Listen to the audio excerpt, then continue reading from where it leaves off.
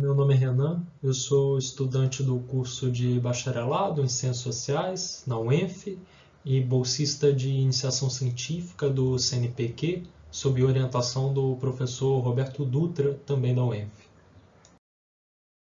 Nesse trabalho eu procurei discutir brevemente a reprodução de desigualdades no contexto da implementação de políticas públicas, e eu faço a discussão em cima dos resultados de uma investigação empírica que eu realizei no sistema de saúde, e orientado, sobretudo, pela literatura mais recente sobre implementação de políticas públicas, que tem analisado os efeitos do processo da implementação a partir das interações entre os agentes que implementam e o público sobre as trajetórias de exclusão social dos usuários que fazem uso dessas políticas.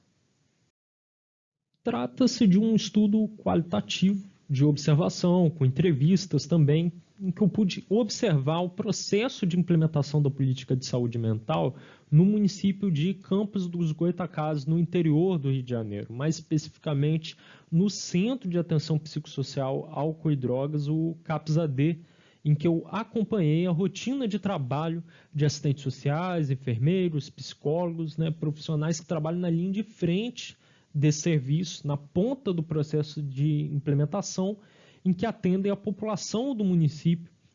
com transtornos decorrentes do uso de álcool e outras drogas. Uma população que é marcada por diversas exclusões.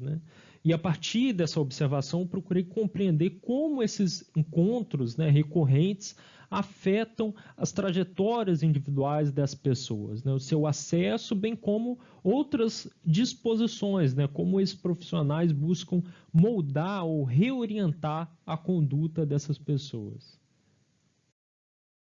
E o que se constatou é um contexto em que os recursos, como o tempo, a atenção e o cuidado individual, eles são escassos ou pelo menos limitados,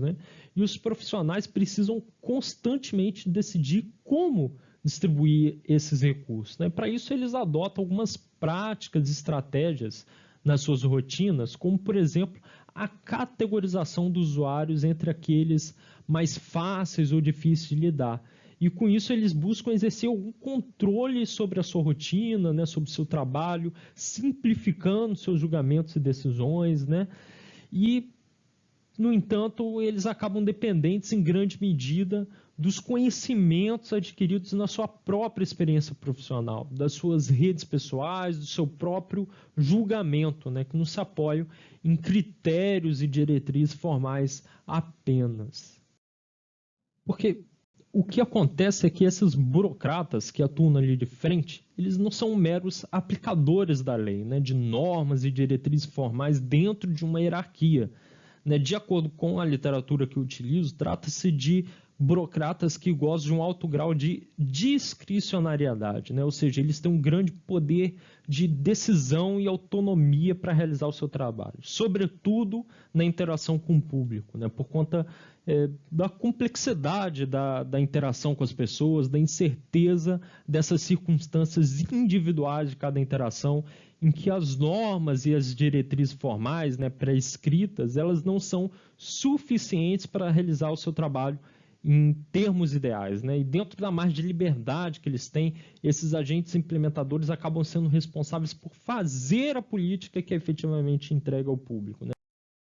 Dessa forma, os resultados encontrados reforçam o argumento de que o poder discricionário desses agentes tem, sim, um grande papel na produção da política,